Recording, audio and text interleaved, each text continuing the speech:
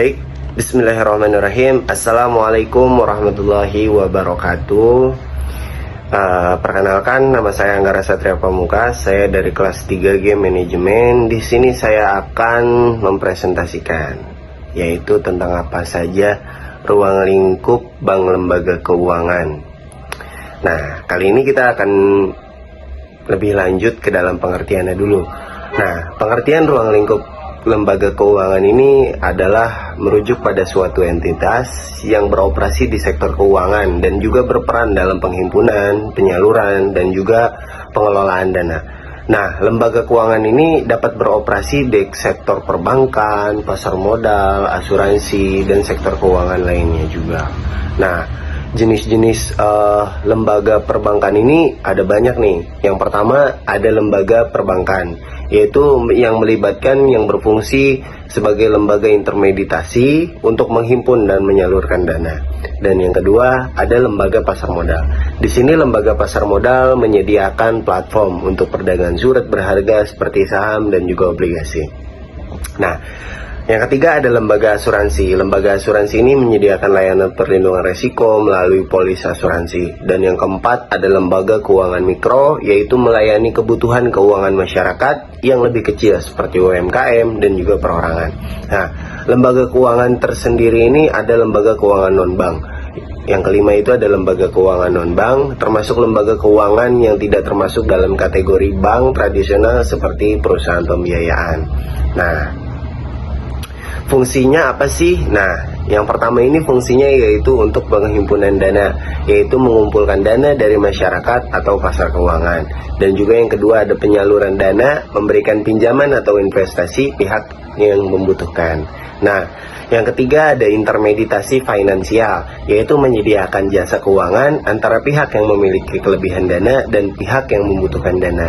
Nah, yang keempat ada manajemen risiko, menangani risiko keuangan melalui asuransi diverifikasi portofolio dan juga instrumen keuangan lainnya. Dan pemrosesan pembayaran, menyediakan layanan pembayaran dan transaksi keuangan. Nah, peranannya apa sih? Nah, peranan di sini yaitu yang pertama pengaturan likuiditas, membantu mengatur ketersediaan dana dan dalam perekonomian. Dan yang kedua ada pembiayaan ekonomi, menyokong pertumbuhan ekonomi dan menyediakan dana bagi kegiatan produktif. Yang ketiga ada perlindungan risiko, yaitu menyediakan perlindungan finansial melalui produk asuransi. Dan yang keempat ada penggerak pasar modal, yaitu memfasilitasi perdagangan surat berharga dan juga investasi. Nah, yang ada juga manfaat dan resikonya. Yang pertama yaitu manfaat, yaitu mendorong pertumbuhan ekonomi, memberikan akses keuangan kepada masyarakat, menyediakan perlindungan resiko melalui asuransi, dan juga memfasilitasi perdagangan dan investasi. Resikonya apa aja sih? Yang pertama itu resiko kredit, default pembayaran. Yang kedua resiko pasar, perubahan nilai aset. Yang ketiga resiko likuiditas, kesulitan mendapatkan dana. Dan juga yang keempat resiko operasional atau kesalahan sistem atau manajemen. Nah, kesimpulannya, lembaga keuangan ini memiliki peranan krusial dalam menjaga stabilitas ekonomi, menyediakan akses keuangan, dan memfasilitasi berbagai kegiatan ekonomi. Meskipun memberikan manfaat yang signifikan, lembaga keuangan juga dihadapkan pada berbagai resiko yang perlu dikelola secara hati-hati untuk memastikan kelangsungan operasional dan keberlanjutan ekonomi secara keseluruhan. Nah, masuk kepada pembahasan yang kedua, yaitu perbankan dan jenis bank.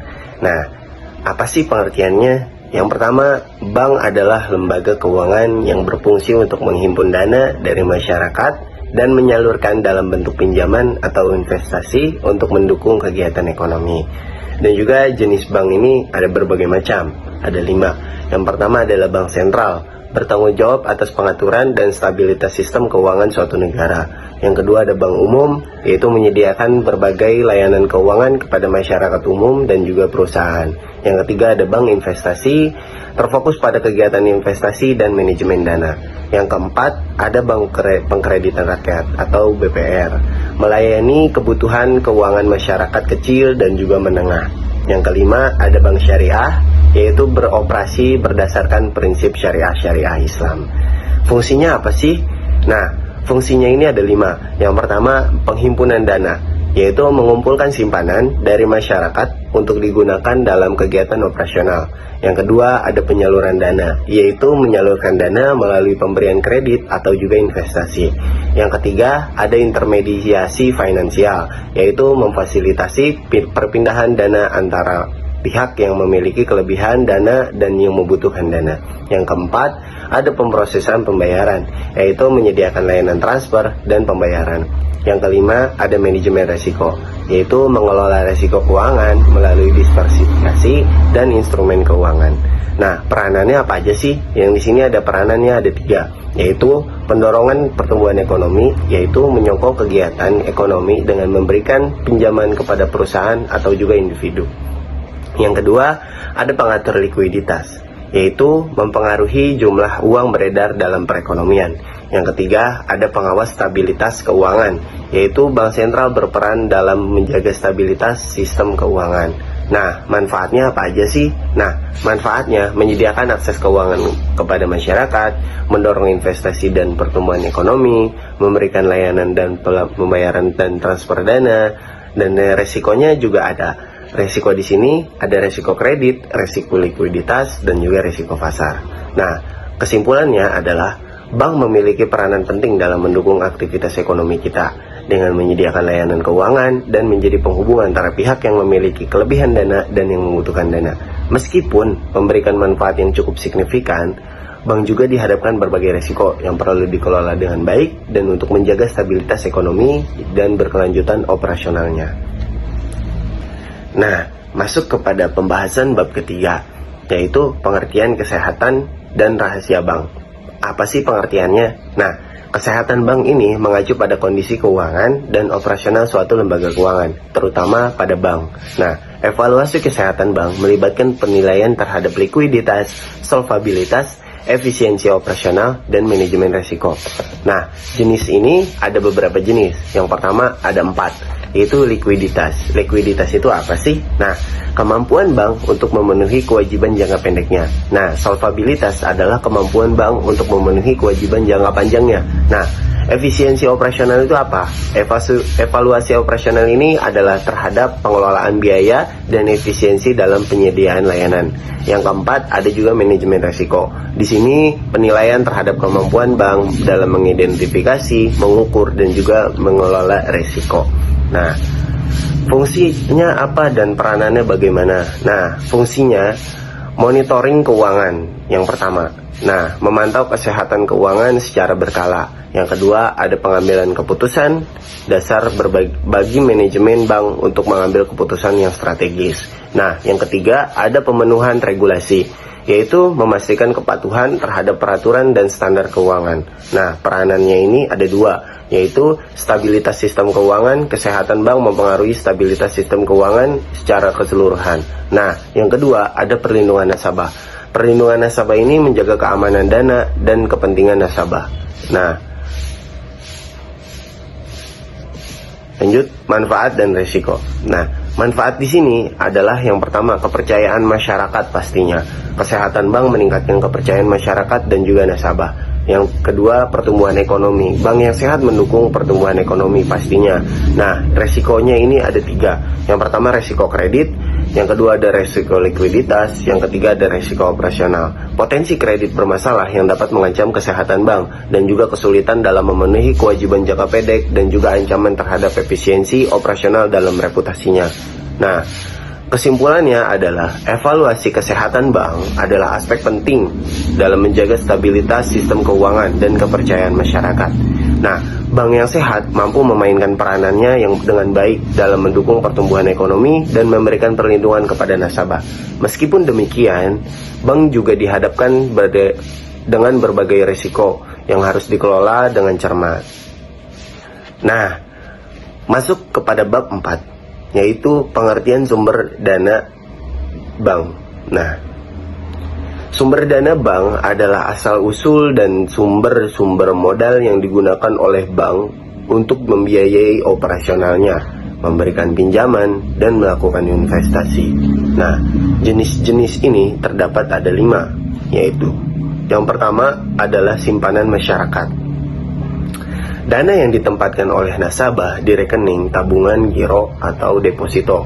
Yang kedua, ada pinjaman interbank, yaitu peminjaman antar bank untuk memenuhi kebutuhan likuiditas sementara.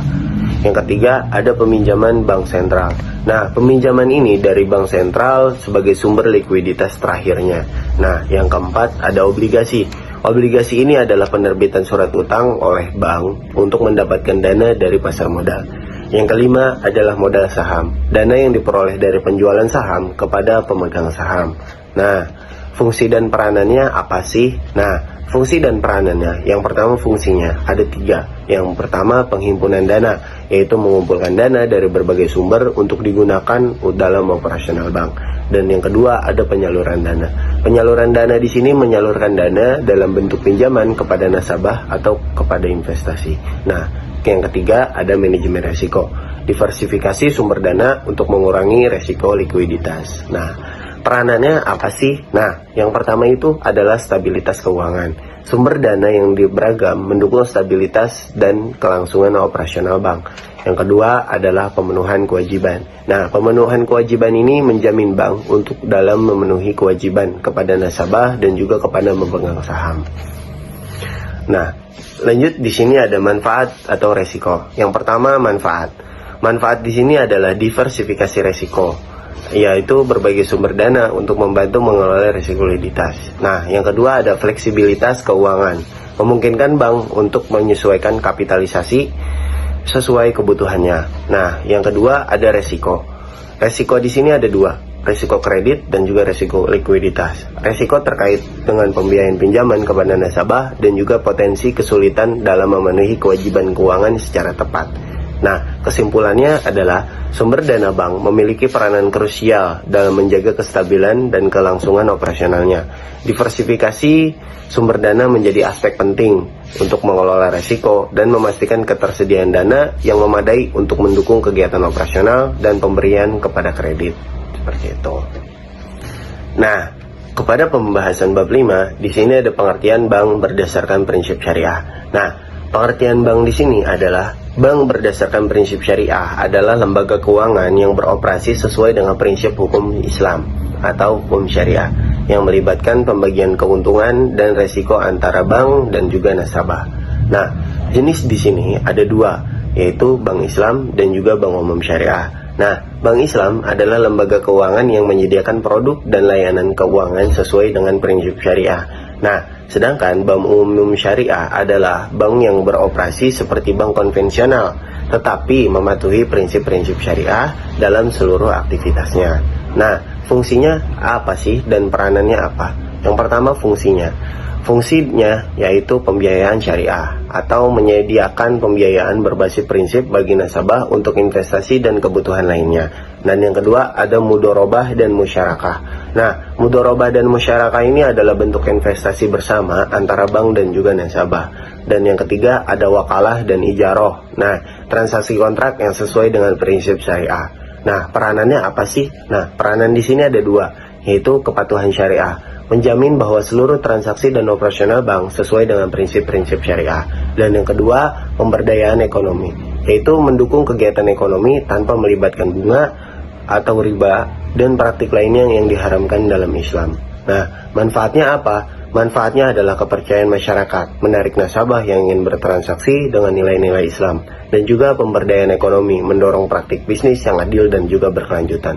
Tetapi di balik manfaatnya ada juga resikonya. Nah, resiko di sini ada resiko hukum terkait dengan memastikan kepatuhan terhadap prinsip syariah. Nah, resiko juga ada resiko operasionalnya terkait dengan pelaksanaan transaksi yang sesuai dengan prinsip syariah. Nah, kesimpulannya adalah bank berdasarkan prinsip syariah menjadi solusi finansial bagi individu dan perusahaan yang ingin beroperasi dengan sesuai syariat-syariat Islam, meskipun memberikan manfaat dan memenuhi kebutuhan finansial tanpa melibatkan praktik yang diharamkan. Nah, bank tersebut tetap menghadapi risiko operasional dan hukum yang perlu dikelola dengan cermat. Seperti itu.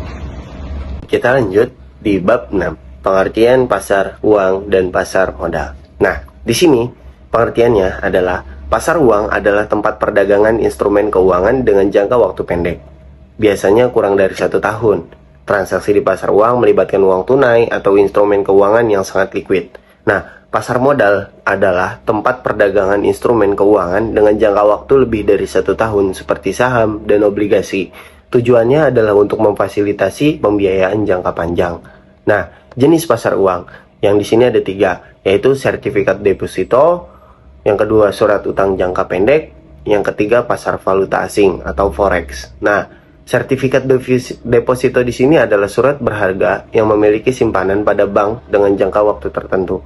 Nah, surat utang jangka pendek adalah instrumen keuangan yang memberikan bukti utang dengan jangka waktu singkat. Nah, forex adalah tempat pertukaran mata uang asing. Nah, jenis pasar modal ini terbagi jadi 3, yaitu pasar saham, pasar obligasi, dan juga pasar derivatif. Nah, tempat perdagangan saham yang memiliki kepemilikan dalam suatu perusahaan, sedangkan pasar obligasi adalah tempat perdagangan surat utang yang memberikan bukti utang perusahaan atau pemerintah. Nah, pasar derivatif ini adalah melibatkan kontrak keuangan seperti opsi dan futures. Nah, fungsi dan peranannya yang pertama dalam pasar uang. Nah, fungsinya ini adalah ada 3, yaitu pemenuhan kebutuhan likuiditas, memberikan sumber dana pendek untuk institusi keuangan dan perusahaan. Yang kedua adalah regulasi suku bunga, mempengaruhi suku bunga dalam jangka pendek dalam perekonomian. Yang ketiga ada investasi jangka pendek, yaitu memberikan alternatif investasi dengan likuiditas tinggi. Nah, peranannya apa aja sih? Yang pertama ada pemantauan likuiditas, atau membantu bank dan perusahaan dalam memenuhi kebutuhan dan likuiditas harian. Yang kedua ada pengaturan suku bunga, yaitu memberikan indikator tentang arah dan kebijakan moneter. Nah, di sini masuk kita ke dalam fungsi dan peranan keuangan pasar modal. Nah, fungsinya adalah yang pertama pembiayaan jangka panjang, memberikan akses keuangan jangka panjang bagi perusahaan. Yang kedua adalah diversifikasi investasi, memungkinkan investor untuk mendiversifikasi portofolio mereka. Yang ketiga adalah penilaian harga aset, yaitu menentukan harga saham dan obligasi berdasarkan mekanisme pasar. Nah, peranannya apa aja sih? Yaitu pendanaan perusahaan, membantu perusahaan mendapatkan modal untuk ekspansi dan investasi. Dan yang kedua ada investasi jangka panjang, yaitu memberikan investor kesempatan untuk berpartisipasi dalam pertumbuhan perusahaan. Nah, manfaat atau resiko pasar uang. Di sini ada manfaatnya. Manfaatnya itu adalah likuiditas yang tinggi, memungkinkan perpindahan dana dengan cepat. Yang kedua adalah penempatan harga risiko jangka pendek, menetapkan suku bunga dengan jangka yang pendek. Resikonya apa? Resikonya perubahan suku bunga dapat mempengaruhi nilai instrumen keuangan. Dan juga risiko kredit, risiko bahwa pihak yang berutang tidak dapat memenuhi kewajibannya. Nah, manfaatnya dari risiko atau pasar modal. Nah, manfaatnya ini adalah modal jangka panjang pastinya, membantu perusahaan tumbuh dan berkembang. Nah, kemungkinan keuntungan tinggi, investasi jangka panjang dapat memberikan keuntungan yang sangat substansial. Nah, resikonya apa? Resikonya yang pertama, resiko pasar. Nilai aset dapat mau dipengaruhi oleh perubahan kondisi pasar. Yang kedua, resiko kredit, resiko bahwa pihak yang berutang tidak dapat memenuhi kewajibannya. Nah, manfaat kesimpulannya adalah di sini adalah pasar uang dan pasar modal memberikan peranan penting. Nah, tetapi memiliki peranan juga yang berbeda dalam menyediakan akses keuangan, baik jangka pendek maupun jangka panjang. Keduanya memiliki manfaat dan risiko yang perlu dipertimbangkan oleh pelaku pasar maupun investor. Nah, kita masuk pada pembahasan bab 7, pengertian perusahaan asuransi. Perusahaan asuransi adalah lembaga keuangan yang menyediakan layanan perlindungan keuangan dengan mengumpulkan premi dari nasabah untuk memberikan pembayaran atau ganti rugi atas risiko tertentu yang terjadi. Nah, jenisnya ada 3, yaitu asuransi jiwa atau memberikan perlindungan finansial kepada ahli waris jika tertanggung meninggal. Nah, yang kedua ada asuransi umum, melibatkan perlindungan terhadap risiko yang bersifat umum seperti asuransi kendaraan, asuransi kesehatan, dan juga properti. Yang ketiga ada asuransi. Asuransi perusahaan, asuransi yang digunakan untuk mengelola risiko portofolio mereka. Nah, di sini ada fungsi dan peranan. Fungsinya ini adalah perlindungan finansial, memberikan pembayaran atau ganti rugi atas kerugian yang dialami nasabah. Yang kedua, manajemen risiko, mengelola risiko yang dihadapi oleh nasabah melalui diversifikasi portofolio asuransi. Yang ketiga ada pemberdayaan ekonomi, yaitu mendorong investasi dan pertumbuhan ekonomi dengan memberikan perlindungan terhadap resiko. Nah, peranannya adalah yang pertama pemberian perlindungan. Nah, menyediakan perlindungan finansial terhadap resiko tertentu yang merugikan nasabah. Nah, yang kedua ada intermediasi keuangan, yaitu menyediakan mekanisme untuk pemindahan risiko dari individu atau perusahaan ke perusahaan asuransi. Manfaatnya atau resikonya, yang pertama, manfaat. Perlindungan finansial memberikan ketenangan, pikiran, kepastian keuangan kepada nasabah dan juga investasi. Perusahaan asuransi dapat menginvestasikan dana premi untuk mendapatkan penghasilan. Resikonya apa? Resikonya di sini yang pertama, resiko underwriting atau resiko terkait dengan penilaian resiko dan penetapan premi yang akurat. Yang kedua, ada resiko investasi, potensi kerugian dari investasi yang dilakukan oleh perusahaan asuransi. Kesimpulannya adalah perusahaan asuransi berperan penting dalam memberikan perlindungan finansial kepada individu dan perusahaan.